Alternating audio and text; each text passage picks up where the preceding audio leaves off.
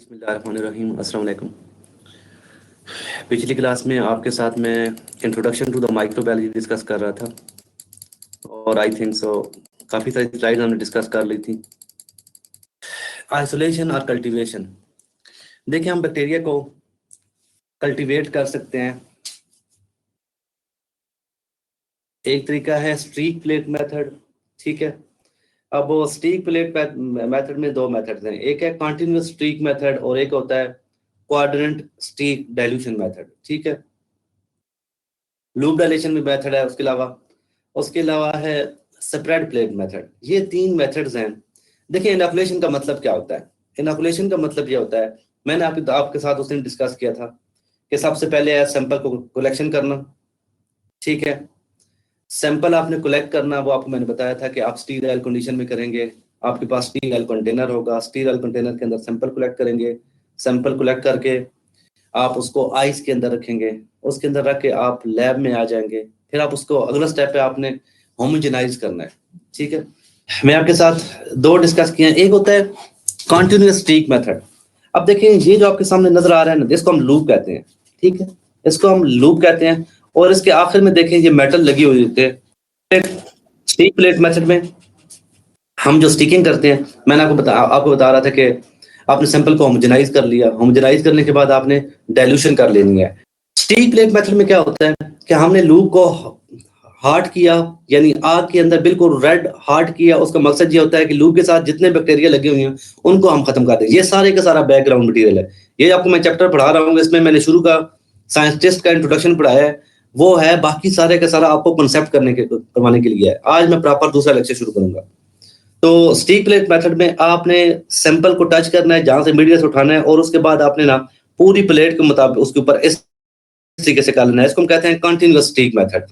दूसरा होता है क्वाड्रेंट स्टीक मेथड, इसको हम डिसकंटिन्यूअस मेथड भी कहते हैं। इसमें ये होता है कि हमने ये लूप को रेड हार्ड करने के बाद सैंपल के अंदर टच करेंगे। सैंपल में टच करने के बाद हम यहाँ पे इसको इनोकुलेट करेंगे, और जब यहाँ तक इनोकुलेट कर लेंगे ना, यहाँ तक इनोकुलेट कर लेंगे, उसके बाद हम इसको रेड हार्ड कर लेंगे, ठीक है। रेड हार्ड करने के बाद दोबारा हम मीडिया के ऊपर ठंडा करेंगे, उसको थोड़ा सा टच करेंगे तो मीडिया के ऊपर वो लूप ठंडा हो जाएगा। फिर इस लूप को यहां से उठाएंगे, जहां से ये लाइन लगी हुई है, ये लाइन आपको नजर आ रही है ना, मैंने यहां से उठाया और इन बैक्टीरिया को आगे फिर लगा दिया। फिर इस तरीके से फिर मैं इसको एक दफा रेड करूंगा, रेड करने के बाद दोबारा ठंडा करूंगा इस लूप को, और फिर यहां से उठाऊंगा, तो फिर आगे हम करेंगे। इसका मकसद ये होता है कि हमारा मेन मकसद होता है to isolate the single colony. एक फूड के सैंपल के अंदर हजारों करोड़ों बैक्टीरिया मौजूद होते हैं। जो करोड़ों अरबों में बैक्टीरिया मौजूद होते हैं, उनमें से सिंगल बैक्टीरिया को आइसोलेट करना मुश्किल काम होता है। तो इसके लिए हम क्वाड्रेंट स्टीक मेथड इस्तेमाल करते हैं। तो आपको सिर्फ सब कंसेप्ट देने के लिए कि जब हम बैक्टीरिया को प्लेट के ऊपर इनोकुलेट करते हैं तो या कल्चर करते हैं, तो हम दो मेथड इस्तेमाल करते हैं, कॉन्टिन्यूअस स्टीक मेथड, क्वाड्रेंट स्टीक मेथड। ये दो मेथड है। ये भी आपको मैंने उसी की जो स्टीक है ना, उसकी मैंने आपको एग्जांपल दी है। ये मैंने पहली स्टीकिंग लगाई, इसके बाद मैंने इसको दोबारा रेड हार्ड किया, रेड हार्ड करने के बाद ठंडा किया, और फिर मैंने जो दोबारा यहाँ से दूसरी स्टिकिंग की, इसको कहते हैं डिसकंटिन्यूअस स्टिकिंग। ये आपको रेड फॉर्म में नजर आ रही है। फिर उसके बाद जो मैंने तीसरी स्टिकिंग की, ये वाली, मैंने फिर इसको यहाँ से उठाने के बाद दोबारा रेड हार्ड किया और फिर ठंडा किया, और फिर मैंने ये तीसरी नीली वाली स्टिकिंग की, ये आपको ब्लू लाइन में नजर आ रही है आपको समझाने के लिए। फिर उसके बाद मैंने चौथी स्टिकिंग की, ये वाली जो आपको ग्रीन नजर आ रही है। मैंने फिर इसको रेड हॉट करने के बाद ठंडा किया, और फिर यहां से उठा के ना दोबारा यहाँ पे की। अब यहाँ पे देखिए आपको बैक्टीरिया भी उसके मुताबिक नजर आ रहे होंगे। जो सबसे पहली स्टिकिंग की है ये वाली, यहाँ पे देखिए बैक्टीरिया आपस में बहुत जुड़े हुए हैं। मैंने सेकंड स्टिकिंग की उसको और कम करने के लिए, तो ये देखें बैक्टीरिया थोड़े थोड़े अलग होने शुरू हो गए। मैंने जब नीली थर्ड स्टिकिंग की डिसकंटिन्यूअस में, अब बैक्टीरिया और अलग हो गए हैं, और यहाँ पे देखें बैक्टीरिया की कॉलोनीज आपको आखिर में बिल्कुल क्लियर नजर आ रही हैं। तो ये मकसद होता है डिसकंटिन्यूअस स्टिकिंग का, when the main purpose whenever the main purpose is to isolate the single colony from a billion of the bacteria, we go for the discontinuous sticking method, जिसको coordinate sticking method भी कहते हैं। आपको कुछ ना कुछ idea हो गया होगा। आगे चले, ये उसी की बात बता रहा हूँ। अगर आपको प्योर कल्चर है, सेम कल्चर है, फिर आप इस तरीके से कल्चर कर सकते हैं, ठीक है। आपको शुरू में बैक्टीरिया ज्यादा आएंगे और आखिर में सिंगल आ जाएंगे। एगर प्लेट की अगर हम कॉलोनी की मॉर्फोलॉजी देखें तो हमें उसकी बैक्टीरिया की कॉलोनी से भी हमें बहुत सा आइडिया हो जाता है। उसकी भाई साइज कैसा है, बड़ी है, छोटी है, पिन पॉइंट है, शेप उसकी कैसी है, एलिवेशन, उसके कार्नर जो है वो यूनिफॉर्म है या जिग जैग वाले हैं, सरफेस उसकी कैसी है, ट्रांसपेरेंट है, पिगमेंट उसका कलर कैसा है। तो ये सारी जितनी भी ये चीजें हैं ना, ये सारी की सारी बैक्टीरिया को आइडेंटिफाई करने में मदद देती है। अगर आप प्रॉपर माइक्रोबायोलॉजिस्ट बने तो ये सारी की सारी चीजें आपको आ जाएंगी, हम उसमें देखते हैं। आइसोलेशन का मकसद क्या होता है? Separating one species from another. और ये जो आपको मैंने बताया है क्वाड्रेंट मेथड, उसमें हम बेसिकली एक बैक्टीरिया को आइसोलेट कर रहे होते हैं उसको। अब यहाँ पे देखें, मैं आपको बता रहा हूँ कि ये ना पर्पस क्या होता है। ये देखिए, अगर आपकी आपकी फूड के सैंपल के अंदर ये सपोज आपके इस किस्म के बैक्टीरिया मौजूद थे, इस किस्म के बैक्टीरिया मौजूद थे, जब आपने यहाँ पे वो स्टिकिंग की तो यहाँ पे ये व्हाइट बैक्टीरिया आया तो उसने व्हाइट कॉलोनी बना दी, जहाँ पे ये येलो आया तो उसने येलो कॉलोनी बना दी। तो इस तरीके से आपके पास अगर हजारों किस्म के ये मुख्तलिफ बैक्टीरिया होंगे तो हर एक की अपनी अपनी मुख्तलिफ किस्म की वो शेप होगी, उसके मुताबिक हम उसको कर सकते। पूछूं तो आपको ये पता होना चाहिए कि आप बैक्टीरिया को कैसे आइसोलेट करेंगे, right from the collecting the sample till isolation. तो आपको सारे स्टेप लिखने पड़ेंगे। मैंने सैंपल कैसे लेना है, कौन सी कंडीशन में लेना है, जाके लेके आऊंगा तो मैं उसको सैंपल को प्रॉपर फ्रिज में रखूंगा, मैं उसको होमोजेनाइज करूंगा, फिर मैं उसकी डाइल्यूशन करूंगा, डाइल्यूशन में मैं उसकी सीरीज डाइल्यूशन करूंगा, ठीक है, फिर मैं उसको आगे वहां पे ग्रो करूंगा। फिर ये लूप डायलेशन और pour plate method, sample inoculated serially into a series of liquid agar tubes, ठीक है। तो ये लिक्विड एगर ट्यूब में भी इसको इनोकुलेट किया जाता है। ये आपको इतना ज्यादा नाम पता हो, लूप डायलेशन मेथड ये भी इस्तेमाल होता है, इतना भी काफी है। फिर है spread plate method. Spread plate method क्या होता है? स्प्रेड प्लेट मेथड में आप ना 1 ml या 0.1 ml जो आपने डाइल्यूशन की हुई है उसको प्लेट के अंदर डालते हैं और हॉकी स्टिक के साथ, हॉकी स्टिक क्या होती हैं, एक गिलास रॉड टेढ़ा सा होता है, ठीक है, टिल्टेड ग्लास रॉड होता है, और उससे उसकी मदद से हम इसके ऊपर स्प्रेड कर देते हैं। ये जो आपकी प्लेट है इसके ऊपर जो है वो सैंपल हम लगाते हैं और इसको इस लूप की मदद से हम स्प्रेड कर देते हैं। जब हम स्प्रेड करते हैं तो सारे बैक्टीरिया, ये देखें, ये हमने 1 ml जो सीरीज डाइल्यूशन वाला सैंपल था वो इसके ऊपर डाला, and with the help of this loop हमने इसको पूरी प्लेट के ऊपर स्प्रेड कर दिया। स्प्रेड करने के बाद जब ये ड्राई हो गया तो हमने इसको इन्वर्ट करके इंक्यूबेटर में रख दिया। तो 24 घंटों के बाद या 36 घंटों के बाद जब हम देखेंगे तो उसके ऊपर इस किस्म के बैक्टीरिया की कॉलोनीज आई हुई होंगी। तो इसको हम कहते हैं spread plate method, bacteria isolation by the spread plate method. देखिए, मैंने पिछला जो मेथड बताया आपको, ये वाला मेथड बताया था लूप वाला, ठीक है, ये लूप वाला मेथड था आइसोलेशन के लिए। और ये वाला कौन सा है? Spread plate method. इसमें हम बैक्टीरिया के लिक्विड सैंपल डालते हैं और हॉकी स्टिक्स की मदद से इसके ऊपर वो स्प्रेड कर देते हैं। This is called spread plate method, ठीक है। फिर उसके अलावा मैंने आपको पहले भी बताया था कि माइक्रोबायोलॉजी में जो हम मीडिया यूज करते हैं उनकी भी दो तीन किस्म की मुख्तलिफ किस्में हो सकती हैं। 3 कैटेगरीज ऑफ द मीडिया, ठीक है, फिजिकल स्टेट, केमिकल और फंक्शनल। 3 किस्म की बेस पे हम मीडिया को क्लासिफाई कर सकते हैं। जैसे लिक्विड है, सेमी सॉलिड मीडिया होते हैं, सॉलिड मीडिया होते हैं, ठीक है। केमिकल कंपोजिशन में कुछ मीडिया हम नेचुरली, जैसे पोटैटो डेक्सट्रोज, अगर हम खुद पोटैटो से बना सकते हैं। कुछ जो है बने बनाए जाते हैं केमिकली, कंपनीज हमें बने बनाए मीडिया देती हैं और हम मुख्तलिफ बैक्टीरिया के लिए, मुख्तलिफ पर्पज के लिए वो इस्तेमाल करते हैं। फिर है हम मीडिया को डिफाइन कर सकते हैं from the functional point of view, कि उसके फंक्शन की बेस पे ये मीडिया कौन सा है। जैसे जनरल पर्पज मीडिया होता है, उसके अलावा एनरिच मीडिया होता है, सिलेक्टिव होता है, डिफरेंशियल होता है, एनारोबिक ग्रोथ के लिए, स्पेसिफिक ट्रांसपोर्ट के लिए ऐसे, और एनर्वेशन। ये सारे के सारे मुख्तलिफ पर्पज के को कहते हैं पर्पजफुल मीडियम या functional type, purpose of the medium या फंक्शनल टाइप मीडियम। तो जनरल पर्पज मीडियम उसको कहते हैं जब आपका मकसद ये हो, लेट्स सपोज आपका ये मकसद हो कि एक फूड के अंदर आपने ये देखना है कि इसके अंदर टोटल नंबर ऑफ माइक्रोब्स कितने हैं।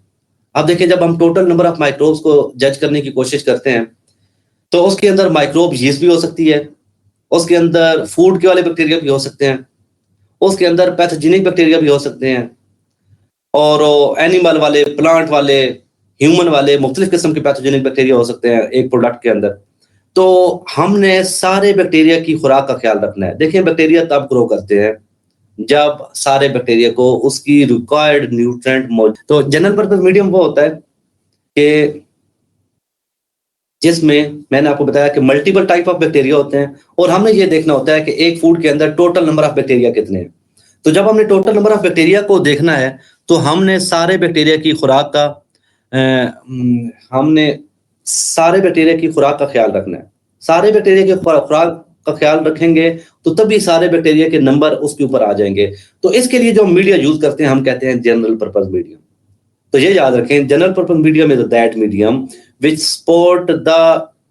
have the nutrient to support the variety of the bacteria। ठीक है, वो वाला मीडियम जो वैरायटी ऑफ द बैक्टीरिया को सपोर्ट करने की कैपेबिलिटी रखे। उसके अलावा एनरिच मीडियम होता है। जो एनरिच मीडियम होता है, एनरिच मीडियम उसको कहते हैं कि जिसमें हम ना किसी स्पेसिफिक बैक्टीरिया की ग्रोथ को सपोर्ट करने के लिए बाहर से कोई स्पेशल न्यूट्रिएंट डाल दें। जैसे आपके डायबिटीज के पेशेंट होते हैं तो उनको और डाइट चाहिए होती है। जो हाइपरटेंशन के पेशेंट होते हैं उनको आप और डाइट देते हैं। ठीक है, और उसके अलावा मुख्तलिफ किस्म के जैसे बच्चों के लिए आपको और वो, तो हम बेसिकली जो नीड है ना, जो आपका पॉपुलेशन ग्रुप है उसके मुताबिक हम वो डाइट कर रहे होते हैं। Exactly in a similar way जो एनरिच मीडियम होता है ना, हम उस बैक्टीरिया की ग्रोथ के मुताबिक हम उसको एनरिच कर देते हैं with the specific kind of the nutrient. उसके बाद सिलेक्टिव मीडियम। ठीक है, ये सिलेक्टिव मीडियम है, डिफरेंशियल है, ये आपके साथ में आगे और डिस्कस करता हूँ। ठीक है, ये फिजिकल स्टेट की बेस पे लिक्विड मीडियम हो सकता है, सेमी सॉलिड और सॉलिड मीडियम होते हैं। ये लिक्विड मीडियम की एग्जांपल है, इसमें कोई ऐसी साइंस कोई नहीं है। ठीक है, केमिकल कंपोजिशन की बेस पे भी मीडिया मुख्तलिफ किस्म के आपको मैंने बताया है। फिर है general purpose medium, to grow a broad spectrum of the microbe as possible, usually non synthetic, contain a mixture of nutrient to support a variety of microbes। जैसे आपको मैंने पहले बता दिया। इसकी एग्जांपल अगर आपसे मैं पूछूं जनरल पर्पस मीडियम की, तो इसमें न्यूट्रिएंट एगर एंड ब्राथ वगैरह, ब्रेन हार्ट इन्फ्यूजन और टिप्टिकेस, सोया एगर, ये सारे के सारे जनरल पर्पस मीडियम की एग्जांपल है। एनरिच मीडियम कौन सा होता है? Media that contain the complex organic substances, for example blood, serum, growth factor. अब मैंने आपको पहले बताया कि वो वाला मीडियम हमने जिसमें उसको और एनरिच किया हो with the different kind of the nutrients according to the contain the complex organic substances। ठीक है, to support the growth of the fastidious bacteria।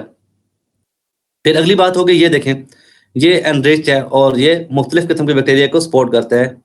और फिर है अगला एक और मीडिया होता है selective and the differential media. Selective का मतलब ही क्या है कि भाई एक मैं स्पेसिफिक टाइम को, जिनको मैं चाहूं वो ग्रो करें और जिनको मैं ना चाहूं वो ना आए। हम कहते हैं ना he is very selective. Selective का मतलब क्या हुआ कि वो सारों को नहीं आने देता अपने ऑफिस में। ठीक है, जो कोई इंपॉर्टेंट पर्सनैलिटी है तो उसी को आने देता है। या सेलेक्टिव मीडियम ये हो सकता है कि it contain one or more agents that inhibit the growth of the certain microbe but not the other. यानी जिन बैक्टीरिया को आपने रिटार्ड करना होता है उनके लिए वो वाले न्यूट्रिएंट ही नहीं रखते जो उसकी ग्रोथ के लिए चाहिए होते हैं, और जिनको आपने सपोर्ट करना होता है उसके न्यूट्रिएंट वहां पे डाल देते हैं। तो this is called the selective medium, जैसे मैनिटोल, साल्ट एगर। ठीक है, what is the selective medium? Selective medium is that medium which supports the growth of the certain bacteria but retards the growth of the other kind of the bacteria। This is called the selective medium। Differential medium allows the multiple type of the microorganisms to grow but display the visible differences among those microbes। अब देखें differential medium क्या होता है? Differentiate करना with the naked eye. आप अपनी आंखों के साथ उसको देखें, मीडिया के ऊपर जो बैक्टीरिया उनको देखें और आपको पता चल जाए ओ ये कॉलोनी और है, ये कॉलोनी और है। यानी जो मीडिया है वो खुद ही विद द कलर जब बाकी चीजों की बेस पे डिफरेंशिएट कर दे, एक बैक्टीरिया को दूसरे बैक्टीरिया से डिफरेंशिएट कर दिया, ऐसे मीडिया को डिफरेंशियल मीडियम कहा जाता है। So differential medium allow the multiple type of the microorganism. ये मुख्तलिफ किस्म के बैक्टीरिया की ग्रोथ को सपोर्ट करता है, लेकिन उसके साथ साथ उनको बिल्कुल नेकेड आई उनकी कॉलोनी को, कलर या बाकी उनको डिफरेंशिएट भी कर देता है, जिसकी वजह से बंदा देख लेता है ये बैक्टीरिया हो रहा है, ये बैक्टीरिया हो रहा है। मैं आपको पिक्चर से क्लियर करता हूं। अब ये देखें, ये है सेलेक्टिव मीडियम। आप सेलेक्टिव में देखें, यहां पे देखें, सेलेक्टिव में सिर्फ और सिर्फ एक काइंड ऑफ बैक्टीरिया जिसके न्यूट्रिएंट मैंने डाले हुए थे, सफेद बैक्टीरिया को सपोर्ट किया उसने। और इसके अंदर जो मिक्स सैंपल है इसके अंदर बहुत सारे बैक्टीरिया मौजूद हैं। फिर जनरल पर्पस मीडियम ने क्या किया, जिसको हम नॉन सिलेक्टिव मीडियम कहते हैं, उसके अंदर देखें ये बहुत सारे बैक्टीरिया ग्रो हो गए, कोई नीला, कोई पीला, कोई चिट्टा, सारे के सारे ग्रो हो गए। अब मैं कहता हूं एक है जनरल पर्पस मीडियम, ठीक है, general purpose non differential medium, general purpose, ये जनरल पर्पस डिफरेंशियल मीडियम था, ये है जनरल पर्पस नॉन डिफरेंशियल, और ये डिफरेंशियल। अब मैं आपको डिफरेंशियल मीडियम की एग्जांपल, मैंने आपको 3 मीडियम पढ़ाए, जनरल पर्पस, सेलेक्टिव मीडियम और डिफरेंशियल मीडियम। इस स्लाइड के बेस पे पिक्चर के लिहाज से भी मैं तीनों को आपको फर्क समझाने लगा हूं। अब ये देखें, ये है जनरल पर्पस मीडियम, लेकिन नॉन डिफरेंशियल है। इसके ऊपर जितने बैक्टीरिया आए सारे के सारों का कलर वो सफेद है, आपको पता नहीं चल सकता ये एक काइंड ऑफ बैक्टीरिया में है या मुख्तलिफ किस्म के बैक्टीरिया। मैंने जब इनके अंदर ऐसे पीएच इंडिकेटर या बाकी और इंडिकेटर डाल दिए, तो यहाँ पे जब मैंने डिफरेंशियल मीडियम इस्तेमाल किया तो बैक्टीरिया, तो यहाँ पे पता चल रहा है सारे के सारे एक किस्म के बैक्टीरिया में, गार्लेंज नहीं, actually there were number of different kind of the bacteria. और यहाँ पे देखें जब मैंने डिफरेंशियल मीडियम यूज किया तो यहाँ पे मुझे पता चल गया भाई इसके अंदर एक काइंड ऑफ बैक्टीरिया नहीं है, इसके अंदर तो मुख्तलिफ किस्म के बैक्टीरिया, और ये डिफरेंशियल मीडियम का कमाल है। अब आपको सिलेक्टिव मीडियम का पता चल गया, सिलेक्टिव मीडियम का पता चल गया, जनरल पर्पस मीडियम का पता चल गया, और डिफरेंशियल मीडियम का पता चल गया। ओके, आगे मूव करते हैं। ये सारी की सारी उसी की एग्जांपल है। फिर आखिर में होती है इंक्यूबेशन, ये मैं वेरी क्विकली कवर करता हूं। फिर होता है incubation, temperature and the monitoring. Incubation में क्या होता है, हम ये मुख्तलिफ किस्म के एरोबिक इंक्यूबेटर होते हैं। एरोबिक इंक्यूबेटर वो होते हैं जिनके अंदर जो ऑक्सीजन है वो मेन ग्रोथ, फिर एनएरोबिक इंक्यूबेटर में हम अपनी मर्जी से गैसेस वगैरह दे देते हैं। एनालिसिस, ये मुख्तलिफ किस्म के बैक्टीरिया आए थे, फिर हम उनको आगे क्या कर सकते हैं, हम इनको बायोकेमिकल किट से, ये आपको मैं डिटेल में नहीं जाता, बायोकेमिकल किट से, ग्राम स्टेनिंग से, इन सारे की बेस पे हम इनको वो कर सकते हैं। ग्राम स्टेनिंग क्या होती है, वैसे आपको सिर्फ और सिर्फ ग्राम स्टेनिंग का वो बताने लगा हूं। मैं ये देखना चाहता हूं ग्राम स्टेनिंग, ये सबसे पहले ग्राम साइंटिस्ट था, उसने सबसे पहले ये आइडिया दिया कि उसने एक डाई बनाई, ठीक है, मुख्तलिफ किस्म की ग्राम पॉजिटिव और ग्राम नेगेटिव वाली। कुछ बैक्टीरिया से होते हैं जिनकी सेल वाल में ये कैपेबिलिटी होती है कि वो एक किस्म की कलर को रिटेन कर सके, जो रिटेन कर ले उनको ग्राम पॉजिटिव कहते हैं, क्रिस्टल वायलेट को, जो ना रिटेन कर सके और सैफरन इनको रिटेन करे हम उनको ग्राम नेगेटिव। ये वाले ग्राम पॉजिटिव है और ये वाले ग्राम नेगेटिव बैक्टीरिया है।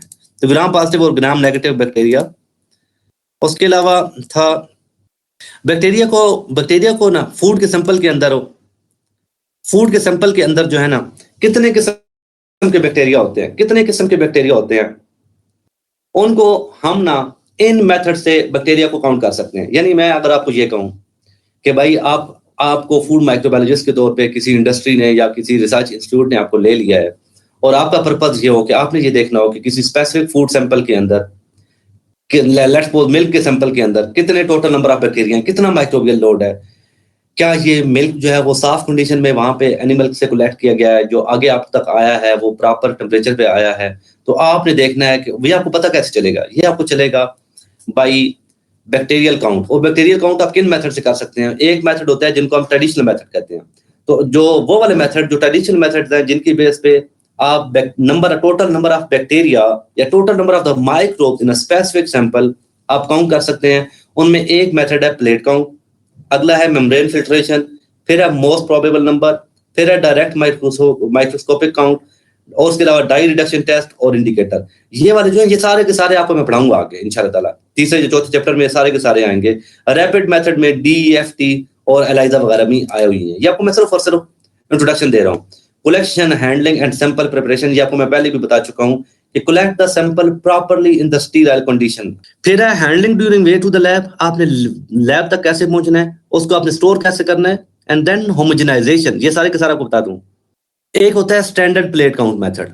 स्टैंडर्ड प्लेट काउंट मेथड जो सबसे पहला मेथड है जिससे हम बैक्टीरिया को काउंट करते हैं, that is called the standard plate count method. We say nutrient broth, it means liquid medium. We say nutrient agar if the medium is a solid. ठीक है, तो ये आपको पता होना चाहिए। MO का मतलब होता है माइक्रो ऑर्गेनिजम्स, MO का मतलब, ठीक है। If we have 10 different colonies, it means we have 10 different kind of the microbes. ये मेरे लेक्चर पढ़िएगा, आपको बहुत सी चीजें क्लियर हो जाएंगी। प्लेट काउंट में दो किस्म के मेथड होते हैं, एक हम कहते हैं एसपीसी, इसको हम कहते हैं standard plate count method, SPC. SPC में आगे हम बात करते हैं इसको एरोबिक प्लेट काउंट भी मेथड भी कह देते हैं, aerobic plate count method. Aerobic plate count method हम कब कहेंगे, जब हम बैक्टीरिया को प्लेट के ऊपर इनोकुलेट करने के बाद उस इंक्यूबेटर में रखें जो एरोबिक हो, तो हम उसको काउंट को कहेंगे एरोबिक प्लेट काउंट, ठीक है। बाद हम इसको टोटल बैक्टीरियल काउंट भी कह देते हैं, टीबीसी भी कह देते हैं। यानी एसपीसी के आपने नाम, स्टैंडर्ड प्लेट काउंट भी ऑलमोस्ट वही थिंग है, एपीसी भी वही थिंग है, टोटल बैक्टीरियल काउंट ये भी वही है। और हम बात करते हैं इसको कहते हैं TVC, total viable count. Viable का मतलब होता है लाइव, जिंदा बैक्टीरिया। जहरी बात है, जो बैक्टीरिया जिंदा होगा वही मल्टीप्लाई करेगा, वही अपनी कॉलोनी बनाएगा। तो यहां पे भी जो कॉलोनियां डेवलप करेंगे ना बैक्टीरिया, दी दो bacteria will be the viable, तो हम इनको बात करके कह देते हैं total viable count, TVC. Standard plate count का मतलब है लिक्विड मीडियम हमने प्लेट के ऊपर स्प्रेड किया और हॉकी स्टिक से स्प्रेड किया। अगर मैं उसको एरोबिक इंक्यूबेटर में रखूंगा तो काउंट हो जाएगा एरोबिक प्लेट काउंट। अगर मैं उसको एन एरोबिक इंक्यूबेटर में रखूंगा तो then it will come an aerobic plate count. अगर मैं टोटल बैक्टीरिया काउंट करता हूँ, जनरल पर्पस मीडियम यूज करूंगा। अगर मैंने टोटल बैक्टीरियल काउंट करना है तो मैं ऐसा मीडियम यूज करूंगा जिसमें जो सिर्फ बैक्टीरिया को सपोर्ट करे। ये अब देखिए टीबीसी किसकी बेस पे बन जाएगा, सिर्फ मीडियम के चेंज करने की बेस पे, ठीक है। उसके अलावा टोटल वायबल काउंट जो है, टोटल वायबल काउंट जो है वो हो जाएगा, टोटल वायबल काउंट जो है वो टीवीसी की बेस पे हो जाएगा। प्लेट काउंट मेथड में हमें सबसे पहले क्या चाहिए होता है, एक आपके पास होया सैंपल, ठीक है, एक होगा सैंपल को डाइल्यूट करने के लिए जो हम चीज यूज करते हैं। ये देखें, ये पहला this lecture is very important for you. देखें मैं तो प्लेट काउंट मेथड में हमें क्या क्या चीजें चाहिए होंगी। अगर आपने टोटल बैक्टीरिया काउंट करना है by using the plate count method, तो प्लेट काउंट मेथड में जो है मैंने आपको बताया कि हम उसको एरोबिक स्टैंडर्ड प्लेट काउंट भी क्या कह देते हैं, स्टैंडर्ड प्लेट काउंट भी कह देते हैं, एरोबिक प्लेट काउंट भी कह देते हैं, टोटल वायबल काउंट भी कह देते हैं, टोटल बैक्टीरिया काउंट भी कह देते हैं। और होगा चेंज क्या होगा, मेथड सारे का सारा यही होगा, कंडीशन चेंज होंगी। अगर मैं इंक्यूबेटर एरोबिक यूज करूंगा, एरोबिक प्लेट काउंट हो जाएगा। अगर मैं इंक्यूबेटर एनारोबिक यूज करूंगा, मेथड सारा यही होगा, बैक्टीरिया का जो टोटल आएगा उसको मैं कहूंगा एनारोबिक प्लेट काउंट। अगर मैं कहूंगा मैंने सारा माइक्रोब देखने हैं, माइक्रोब में बैक्टीरिया और यीस्ट दोनों होते हैं, यीस्ट और बला है वो पता होना चाहिए, फंगस जिसको कहते हैं, फंगस और चीज है और बाकी बैक्टीरिया और चीज है। तो अगर मैंने टोटल माइक्रोब देखते हैं तो हम उनको कहते हैं TVC, total viable count. Total viable count कैसे आएगा, बाकी मेथड सारे का सारा यही होगा, सिर्फ मीडिया जनरल पर्पस आ जाएगा। If I am going to use the general purpose medium, the जो टोटल होंगे वो सारे माइक्रोब हम कहेंगे टीवीसी। और अगर मेरा दिल है कि मेरा फंगस के साथ कोई ताल्लुक नहीं है, मैं ऐसा मीडियम यूज करूंगा जो सिर्फ बैक्टीरिया को सपोर्ट करे, मैं उसको कहूंगा टीबीसी, टोटल बैक्टीरियल काउंट। अब आप आगे देखें कि आपके पास सैंपल आया, मैं लेट्स सपोज कहता हूं आपने ना चार्ट का सैंपल लिया, आपका था ये वाला चार्ट खाने से ना बंदों को डायरिया हो जाता है, ठीक है, डिसेंट्री के प्रॉब्लम्स हैं, स्टोमिक के प्रॉब्लम्स हैं। मैं ये तो देखूं भाई इसके अंदर चक्कर क्या गंद है, इसके अंदर कितने नंबर ऑफ बैक्टीरिया। आपने वो सैंपल लिया, अब उस सैंपल को डायरेक्ट तो आप बैक्टीरिया काउंट नहीं कर सकते, वो कोई छोला है, कोई आलू है, कोई प्याज है, कोई क्या चीज है, कोई टमाटर है। सबसे पहला काम क्या करेंगे, उसको आप होमोजेनाइज करेंगे, जिसको हम मोर्टन पिस्टन कहते हैं, या कोई भी आप ब्लेंडर जो स्टील आयल हो उसके अंदर रख के सैंपल को वो करेंगे, होमोजेनाइज करेंगे। अब मैंने होमोजेनाइज कर लिया तो वो तो पूरी की पूरी पेस्ट बन गई, मैं उसको तो प्लेट के ऊपर कैसे लगाऊं भाई, मैं स्प्रेड कैसे करूं, और उसके अंदर बैक्टीरिया भी बहुत ज्यादा है। अब मैं क्या करूंगा भाई, मैं करूंगा उसको, मैं डाइल्यूएंट यूज करूंगा, diluent. What is the diluent, DILUENT, diluent something which is used to dilute the sample को डाइल्यूट करने के लिए जो सीरियल डाइल्यूशन आप बनाते हैं वो बाय यूजिंग द डाइल्यूएंट बनाते हैं। हम आमतौर पे जो डाइल्यूएंट यूज करते हैं that is the 0.85% sodium chloride. हम मोस्टली जो डाइल्यूएंट यूज करते हैं that is the 0.85% sodium chloride. उसके अलावा हम यूज करते हैं 0.1% पेप्टोन या फास्फेट बफर। ये तीन मोस्ट कॉमन डाइल्यूएंट हैं which are being used in the microbiology for diluting the food sample. आगे मीडियम, फिर हम मीडियम यूज करेंगे। अब देखें, इलेक्टिव मीडियम मेरी मर्जी का, जनरल पर्पस, फिर सिलेक्टिव मीडियम और फिर जनरल पर्पस मीडियम। और हम जो प्लेट इस्तेमाल करते हैं उसके लिए पेट्री डिश, ये आपको सारी की सारी चीजें चाहिए। Plate count depends upon the dilute, food homogenate. अब आपको अल्हम्दुलिल्लाह सारी चीजें समझ आना शुरू हो गई हैं। आपको डाइल्यूट का पता चल गया, फूड होमोजिनेट, फूड को होमोजेनाइज कैसे किया आपने, डाइल्यूट सीरीज, जिसको आप डाइल्यूशन सीरीज भी कहते हैं, dilution series. Medium, general purpose medium है, सेलेक्टिव मीडियम है, डिफरेंशियल मीडियम है, बैक्टीरियल मीडियम है। प्लेटिंग मेथड कौन सा है, स्प्रेड प्लेट है, पोर प्लेट है। ये आपको मैं बताता हूँ स्प्रेड प्लेट कौन सा होता है, पोर प्लेट कौन सा होता है। मैं स्प्रेड प्लेट आपको पहले ही बता चुका हूँ। एगर की प्लेट पहले ही बनी होगी, यानी एक पेट्री डिश जिसके अंदर आपने जेल टाइप बनाई होगी, यानी मीडिया पहले ही होगा, उसके ऊपर आपने 0.1 ml या 1 ml डाल के सैंपल हॉकी स्टिक से स्प्रेड कर दिया, इसको हम कहते हैं spread plate method. Incubating condition aerobic और एनएरोबिक, ये आपके साथ मैंने डिस्कस कर लिए।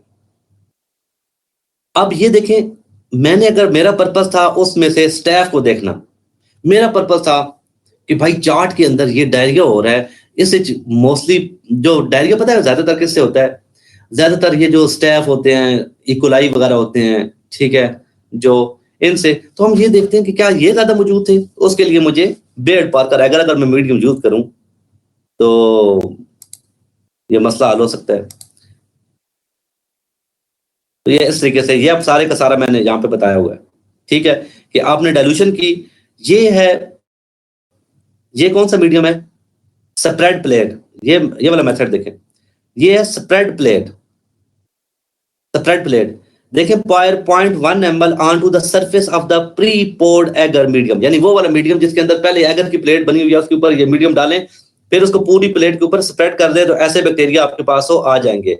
आपके पास एक दफा आपने किया तो 78 आए, 83 आए और 81 आए। इन तीनों को जमा करें और 3 पे मल्टीप्लाई करें, ठीक है, तो आपको पता चल जाएगा कि इसके अंदर वो कितने बैक्टीरिया मौजूद हैं। ये आपको मैंने बताया है स्प्रेड प्लेट। आगे चलते हैं पोर प्लेट का, ठीक है, ये आपको मैंने बता दिया, ये आपको इसके ऊपर वो करने की जरूरत कोई नहीं है। अब ये देखिए, मैंने आपको पूरी एग्जांपल, वैसे आपको सिर्फ और सिर्फ बार बार चीजें वही बता रहा हूँ। Typical technique for the agar colony count, food sample plus diluent, आपने 1:10, यानी आपने 1 ग्राम वो लिया, 10 gram sample plus 90 ml diluent, या आप 1 ग्राम सैंपल और 10 ग्राम क्या लेंगे उसमें डाइल्यूएंट लेंगे, या 10 ग्राम सैंपल लेंगे और 90 ml डाइल्यूएंट लेंगे, इसको होमोजेनाइज करें और फिर आप वो डाइल्यूशन सीरीज बने। डाइल्यूशन सीरीज ये देखें, स्टोमेशर आपको मैंने बताया, अगर आपके पास आपने ये आपके पास स्ट्रॉबेरीज थी, स्ट्रॉबेरीज को आपने बनाना था, ये पॉलीथीन का बैग स्टीराइल था, इसके अंदर डाला, ये एक मशीन है जिसको हम स्टोमेशर कहते हैं, इसके अंदर रखा तो ये पूरे का पूरा वो होमोजेनाइज हो गया और हमने सैंपल को प्रिपेयर कर लिया। तो ये वाला पॉइंट है, मैं 1 ml, ये स्प्रेड प्लेट वाला है, यहाँ पे आपने 0.1 ml डाइल्यूटेड सैंपल डाला और हॉकी स्टिक की बेस पे स्प्रेड कर दिया। तो colony from surface of agar ये 25 से 250 के दरमियान होनी चाहिए कम से कम, वो वाला हमें डाइल्यूशन सीरीज हो इस्तेमाल करनी चाहिए, ठीक है। अब है पोर प्लेट मेथड। पोर प्लेट मेथड में क्या होता है, पोर प्लेट मेथड में पहले हम सैंपल डालते हैं, पोर प्लेट मेथड में पहले हम सैंपल डालते हैं, यानी मैंने सैंपल लिया 10 ग्राम और 90 ml मैंने सोडियम क्लोराइड में मिक्स किया, मिक्स करने के बाद मैंने वहां से 1 ml लिया और यहाँ पे सैंपल खाली प्लेट के अंदर डाला, प्लेट बिल्कुल खाली है, इसके ऊपर मैंने मोल्टन एगर डालना है, एगर मीडियम है, जो मीडियम है ये इसके ऊपर आपने डालना है, इसके ऊपर डालेंगे और फिर आप इसको इस तरीके से हिलाएंगे और इस तरीके से भी हिलाएंगे, सारा हला जुला के उस मीडियम के अंदर ये नीचे मिक्स हो जाएंगे, क्योंकि आपका जो एगर है वो भी अभी मेल्टेड है, पानी की फॉर्म में है, आपका सैंपल भी पानी की फॉर्म में है, दोनों पानी आपस में मिक्स हो जाएंगे, ठीक है, यानी सैंपल मीडिया के अंदर मिक्स हो जाएगा और यूनिफॉर्म मिक्स हो जाएगा, मीडिया के अंदर मिक्स हो जाएगा और वहां पे बैक्टीरिया जब हम इनक्यूबेट करेंगे तो वहां पे बैक्टीरिया ग्रो हो जाएंगे, ठीक है। तो ये आपको क्लियर हो गया, इसको हम स्टैंडर्ड प्लेट काउंट भी कह देते हैं, स्टैंडर्ड प्लेट काउंट। मैंने कहा ये आपके पास सैंपल ऑफ इकोलाई था, ये आपने यहां से 1 ml उठाया और यहाँ पे 9 ml क्या पड़ा हुआ था, सोडियम क्लोराइड 0.85%, ये आपने सीरियल डाइल्यूशन कर रहे हैं। और what is the serial dilution, serial dilution में आपके पास होमोजेनाइज सैंपल था, उसमें से आपने 1 ml लिया, इस पहली प्लेट ट्यूब के अंदर डाला, इसके अंदर मिक्स किया, मिक्स करने के बाद फिर यहाँ से 1 ml उठाया, अगली ट्यूब में डाल दिया, फिर इसको प्रॉपर मिक्स किया, मिक्स करने के बाद फिर यहाँ से 1 ml, ये आपको समझ आ गई है, this is called the serial dilution. अब देखिए, अब आपने स्प्रेड प्लेट पे क्या करना है, स्प्रेड प्लेट में ये तीनों आपने जो नीचे 3 ट्यूब्स रखी हैं, नीचे जो 3 आपने प्लेट रखी हैं, ये इनमें एगर पहले ही बना बनाया है, ये स्प्रेड प्लेट है, एगर बना बनाया है, आपने इस ट्यूब में से, जिसके ऊपर लिखा हुआ है 10 टू रेज पावर -4, ये वाला इसके अंदर यहाँ पे भी वो बैक्टीरिया है, यहाँ पे भी और यहाँ पे भी। आपने यहाँ से सैंपल यहाँ पे डाला, पहली प्लेट के ऊपर आए 443, ये जो इससे आपने उठाया है, ठीक है, और जो इसमें से उठाए हैं ये आए हैं 63, और जो इसमें से आए हैं वो आए हैं 3 बैक्टीरिया आए हैं। अब आपने करना क्या है कि टोटल नंबर ऑफ बैक्टीरिया होंगे कितने, आप 443 मल्टीप्लाई 1 डाइल्यूशन फैक्टर। बैक्टीरिया को टोटल काउंट करने का तरीका क्या है, number of colonies come on the you found on the medium, इसके ऊपर 443 है, यानी 443 मल्टीप्लाई 1 डाइल्यूशन। डाइल्यूशन कितनी थी, 10 टू रेज पावर -4 वाला था, तो नीचे लिखेंगे 10 टू रेज पावर -4 लिखेंगे, तो ऊपर यानी फिर आप लिखेंगे 443 मल्टीप्लाई 10 टू रेज पावर 5, -5 जब भी बट्टे से ऊपर जाता है तो +5 हो जाता है। तो दूसरे लफ्जों में आपके जो इसमें से बैक्टीरिया आए हैं वो आए हैं 443 मल्टीप्लाई 10 टू रेज पावर 4। मैं दूसरे लफ्जों में क्या देता हूं, 4.43 मल्टीप्लाई 10 टू रेज पावर 6। ये देखें, इसमें से इतने आए, इसमें से आप ये देखें जूं डाइल्यूशन बढ़ाते जाते हैं बैक्टीरिया के नंबर वो कम होते जाते हैं।